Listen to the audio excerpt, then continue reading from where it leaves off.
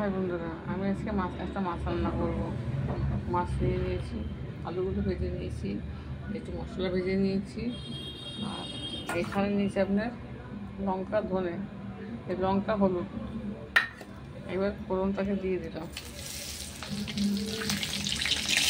এইটা আছে লঙ্কা, হলুদ, ধনে, জিরে অল্প করে থেকে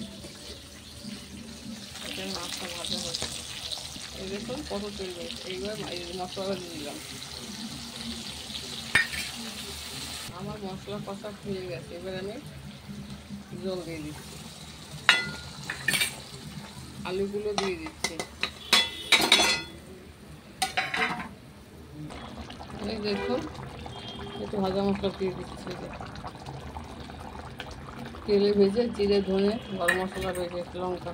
এই দেখুন আমার গরম মশলা ধাই মাছ রান্না করা হয়ে গেছে। কীরকম লাগে? ভালো লাগলে লাইক শেয়ার করে দেবেন, ইউটিউব দেখলে সাবস্ক্রাইব করে দেবেন।